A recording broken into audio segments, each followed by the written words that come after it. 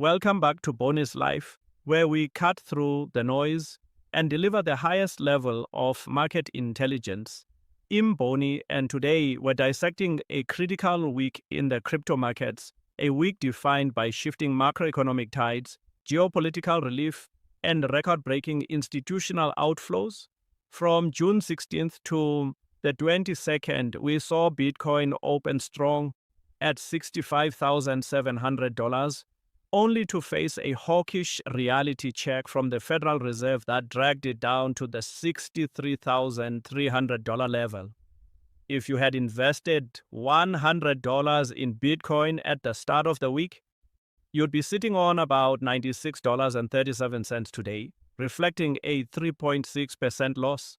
A similar $100 spot position in Ethereum would have dropped to $93.72 and Solana to $95.21. The market is currently flashing an extreme fear reading of 22, driven largely by a staggering $6.35 billion in spot Bitcoin ETF outflows over the past 30 days. Yet, while retail panics, the smart money is quietly accumulating off exchange. MicroStrategy, for instance, just scooped up another 520 Bitcoin for $35 million. Let's break down exactly what moved these assets and why this current fear might just be the setup for our next major opportunity. The defining catalyst of the past week was undoubtedly the Federal Reserve's FOMC meeting on Tuesday, June 17th. The Fed held rates steady at 3.5 to 3.75%, but new chair Kevin Walsh delivered a surprisingly hawkish press conference that sent shockwaves through risk assets.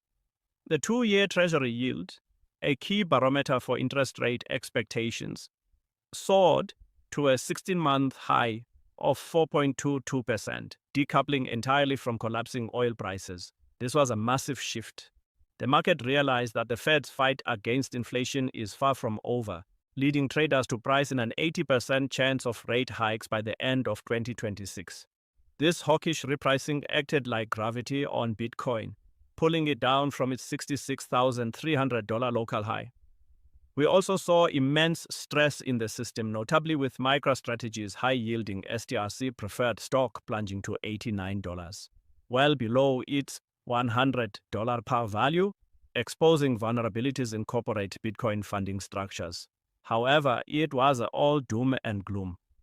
By Friday, the official signing of the US-Iran peace treaty and the reopening of the Strait of Hormuz provided much-needed geopolitical relief. Oil prices collapsed by 20%, removing a major inflationary headwind, which helped Bitcoin bounce off its weekly lows and stabilize around $64,300 heading into the weekend.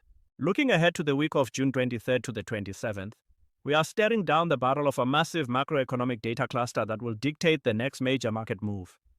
The undisputed heavyweight champion of the week is Thursday's release of the May Core PCE price index, the Fed's preferred inflation gauge. Economists are forecasting a 0.37% month-over-month increase, pushing the annual rate to 3.4%, the highest since May 2024. If this print comes in hotter than expected, it will validate Wash's hawkish stance, likely triggering further ETF outflows and pushing Bitcoin to test critical support at $60,000. Conversely, a cooler print could spark a massive relief rally. We also have final Q1 GDP numbers, jobless claims, and the revised University of Michigan Consumer Sentiment Index on Friday. On the crypto-specific front, brace for significant supply dilution. Over $735 million in token unlocks are scheduled, including 250 million Mega tokens on June 23rd, 266 million Humanity tokens on the 25th, and a massive 1.03 billion Sahara AI tokens on the 26th.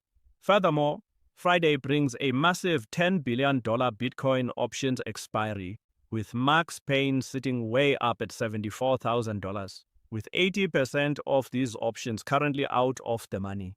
Expect aggressive hedging and volatility from market makers as we approach the deadline. From a technical perspective, Bitcoin is currently navigating a weak downtrend regime. consolidating within a tight range.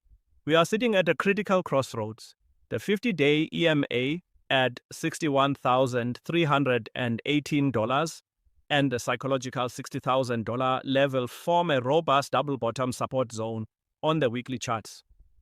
Interestingly, Bitcoin's Sharpe ratio has hit a level that has marked every major cycle low since 2015. Furthermore, derivatives data shows open interest falling by over 5% to $46 billion, accompanied by $50 million in liquidations, 76% of which were longs. This indicates that the market has successfully flushed out over-leveraged retail buyers, creating a cleaner slate for upward movement. For the upcoming week, I see three potential scenarios. Scenario 1, our bullish bounce at 35% probability. If Core PCE comes in cool and ETF outflows finally reverse, we could see a swift recovery targeting the $67,000 to $69,000 resistance block. Scenario 2, range-bound consolidation at 45% probability. The market digests the data, and we chop between $62,000 and $66,000 as institutions quietly accumulate. Scenario 3, bearish breakdown at 20% probability. A hot inflation print forces a break below $60,000, targeting the higher time frame support block between $48,000 and $50,000. For the astute investor, this environment of extreme fear and technical reset presents distinct tactical opportunities. If you are trading the spot market, the optimal strategy for the next 24 to 48 hours is to employ a mean-reversion approach at established support levels. Look for entries near $62,500 with a tight stop loss below $60,000, targeting a bounce back to the weekly midpoint of $64,500. Do not aggressively long the market until we see a definitive daily close above $66,000 backed by positive spot volume and a reversal in ETF flows. For altcoins, the heavy unlock schedule means you should exercise extreme caution with tokens like Mega and Sahara. Wait for the supply shock to be absorbed before considering entry. The market is testing our conviction, but remember, the highest returns are forged in periods of maximum uncertainty when the underlying fundamentals remain strong. Stay disciplined, manage your risk, and keep your eyes on the data. Thank you for tuning in to this episode of Boni's Life. If you found this high-level intelligence valuable, hit that like button, subscribe, and drop your thoughts in the comments below.